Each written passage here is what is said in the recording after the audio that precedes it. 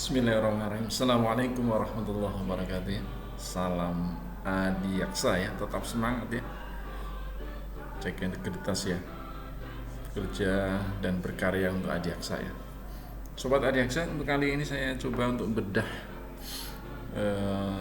ini ya, surat edaran bersama ya Jaksa Agung dan BAKN yang kaitannya dengan angka kredit ya.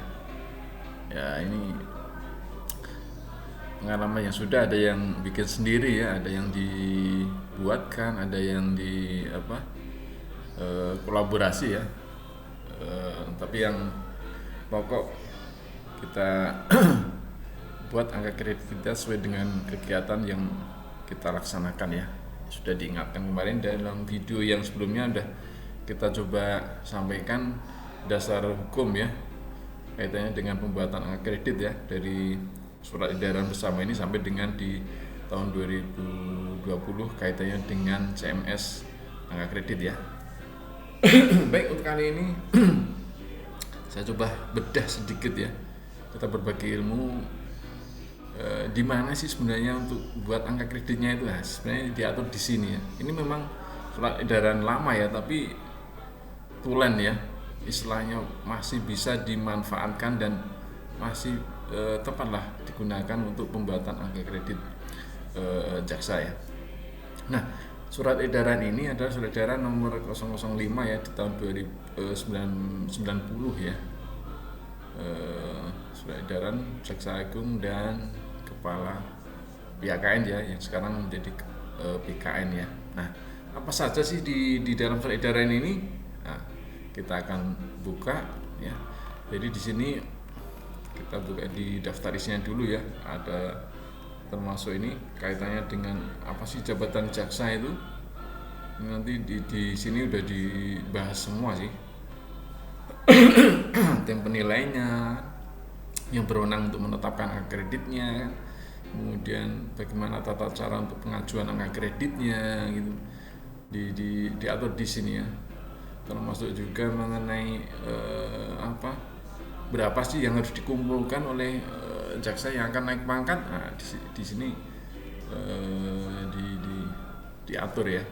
Nah, baik, di sini juga ada lampiran ya, lampiran keputusan Menpan ya tahun 1989. Kemudian ada perubahan di lampiran kedua ini, keputusan Menpan yang di tahun 90 ya. Nah, secara singkat saya coba ini poin-poinnya saja yang langsung berkaitan ya, karena mungkin kalau dibaca semua nih videonya terlalu panjang nanti. Nah, baik, saya ambil yang poin-poin yang mungkin sangat-sangat berkaitan dengan pembuatannya ya. Nah, di sini juga diatur juga pangkat-pangkatnya ya. Ini sinkron dengan organisasi dan tata kerja kejaksaan ya, jadi harus sama ini. dari adjun jaksa, matianya adjun jaksa sampai dengan jaksa utama ya, di 4E ya. Nah, kegiatan apa saja yang masuk dalam angka kredit ini di sini sedikit dikupas ya. Maksudnya itu poin-poinnya ada, nanti yang rinciannya ada di bawah itu. Tapi poin-poinnya jelas ada di sini ya. Jenjang adalah pendidikan kan, pendidikan formal maupun diklat-diklat itu ya. Untuk penanganan perkaranya itu ada kegiatan penyidikan, pra penuntutan kan itu, penuntutan, melaksanakan penetapan hakim, upaya hukum, putusan pengadilan gitu. Kemudian ada pengamanan hukum. Ini poin-poinnya nanti yang harus atau yang bisa diambil sebagai kegiatan untuk dimasukkan di angka kredit jaksa ya. Pendataan, ada pengembangan pembinaan, misalnya membuat karya tulis, kemudian bimbing jaksa yang di bawahnya, itu poin itu. Kemudian ada kegiatan pengelolaan fungsi jaksa, ada kegiatan penunjang jaksa yang misalnya ikut seminar, ikut mengajar di diklat, gitu. Anggota tim penilai angka kredit itu kan, dan seterusnya ya. Nah, ini cukup banyak ya. Baik, kemudian poin yang berikutnya saya ambil poin-poinnya biar tidak terlalu panjang videonya. Nah, angka kredit yang harus dikumpulkan ini berapa sih? Nah, di sini ketika jaksa ya istilahnya ketika dilantik ya, dilantik menjadi jaksa ini tergantung dari pangkat yang pada saat pelantikan ya. Ketika pada saat pelantikan itu dia masih golongan 3A ya, ajun jaksa madya, maka dia akan mendapatkan angka kredit ya langsung ya. Setelah pelantikan itu ada 100 ya. Itu. Tetapi ketika jenjang pangkat pada saat pelantikan itu ajun jaksa atau 3B, maka dia mendapatkan angka kredit 150 gitu. Tapi kalau pada saat pelantikan ini ada dia pangkatnya sudah jaksa pratama ya, dia mendapatkan angka kredit 200. Nah, ketika kemudian mau naik pangkat, maka jenjang pangkatnya misalnya dari jaksa pratama mau naik ke jaksa muda, maka dari 200 ini sampai ke 300, berarti selisih yang harus dicari adalah yang harus dicari ada 100 angka kredit. Seperti itu ya penghitungannya ya. Ketika jaksa muda kemudian mau naik ke jaksa madya ya, dia sudah dapat 300, maka dia harus mencari atau mencapai 400 ya. Jadi selisihnya adalah 100 gitu ya. Demikian juga misalnya jaksa madya mau naik ke jaksa utama pratama dari 400 ke 550, selisihnya adalah 150. Jadi ketika mau naik pangkat ke jaksa utama pratama dia harus mengumpulkan sebanyak 150 angka kredit gitu ya. Nah, kemudian ada pembatasan. Jadi di dalam angka kredit itu ada pengaturan mengenai unsur utama dan unsur penunjang kegiatan jaksa ya. Nah, di sini dibatasi bahwa untuk unsur utama itu sekurang-kurangnya ya 70%. Untuk yang unsur penunjang kegiatan itu sebanyak-banyaknya 30%. Nah, baik.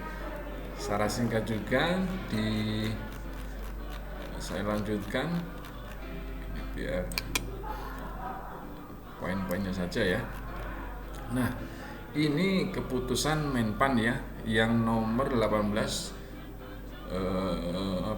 tahun 89 ya. Di sini diatur mengenai apa namanya? Saya tunjukkan biar jelas. Nah, di sini mengatur mengenai nilai-nilainya ya. Nilai-nilainya ada yang ketika misalnya ini saya tunjukkan misalnya kegiatan penyelidikan ya, ini jam-jamnya ada ini misalnya lebih dari 70 jam nilainya sekian gitu, ini diatur. Jadi sangat-sangat jelas ya, misalnya penyelidikannya misalnya ya 30 jam ya, sudah berarti masuk di kriteria ini, kategori ini berarti 018 begitu ya. Begitu juga dengan yang lainnya ya, penyidikan kan gitu, dia misalnya manggil saksi atau manggil tersangka itu kan, nah dia dilakukan perorangan atau tim gitu kan, dalam posisi misalnya ketika dia meriksa langsung ya, dia diberikan jadwal untuk meriksa, maka penilaiannya ada di lebih tinggi ya ketika misalnya dia hanya sebagai anggota tim. Nah, itu pembedaannya ya. Ya, nanti kita kupas tersendiri untuk pembahasannya. Tapi setidaknya saya berikan gambaran ketika seorang jaksa memeriksa sendiri, maksudnya itu dia yang langsung memeriksa saksinya, maka nilainya akan berbeda ketika dia duduk sebagai anggota tim, ya tetap dapat nilai. Dia nggak meriksa, tapi dia tetap dapat nilai, tapi kriterianya masuk di sebagai anggota tim. Termasuk misalnya ketua tim, dia nggak meriksa, tapi tetap dapat nilai. Gitu. Tapi kalau ketua tim dia meriksa, maka dia masuknya di perorangan. Gitu ya. Nah, untuk yang keputusan Menpan ini yang tahun 89 ini sudah dirubah dengan di tahun 90 ya. ini yang kemudian dipakai ya. Ini sebagai perubahan aja ya. Perubahan dari keputusan Menpan nomor 18 tahun 89 ya, perubahan saja. Nah,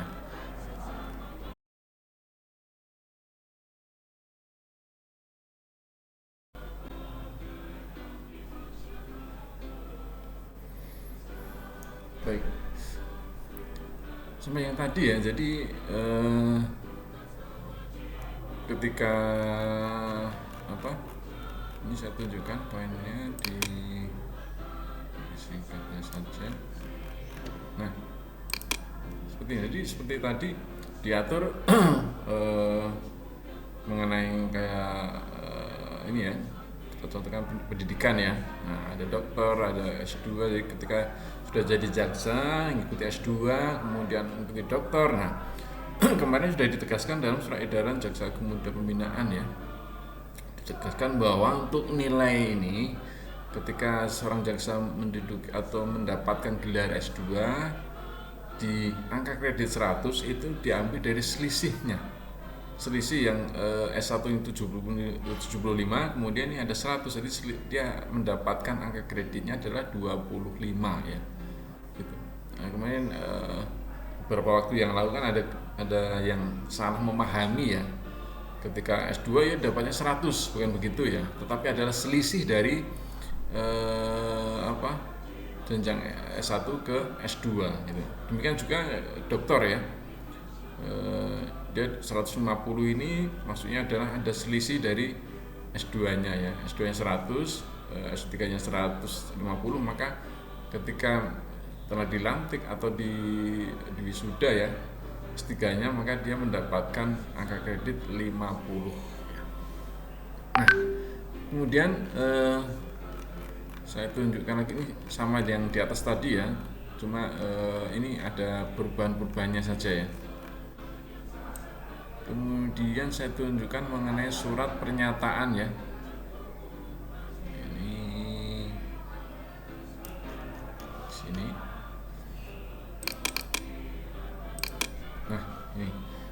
Jadi ketika sudah mengumpulkan angka kredit, sudah dihitung, kemudian direkap di usul penetapan angka kredit. Nah, memang lampiran 3 ini dibuat setelah lampiran-lampiran sebelumnya dibuat.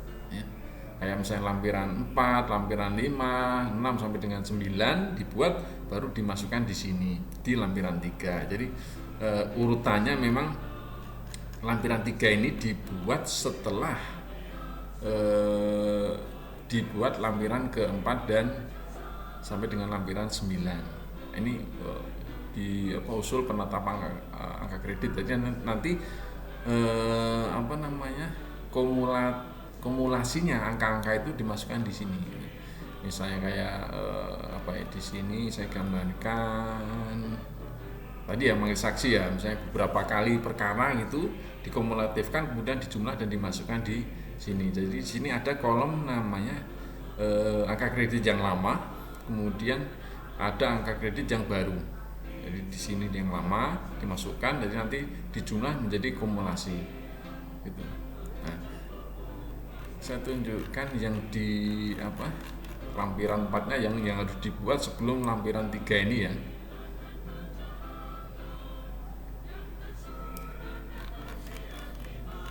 Nah, ini lampiran 4-nya.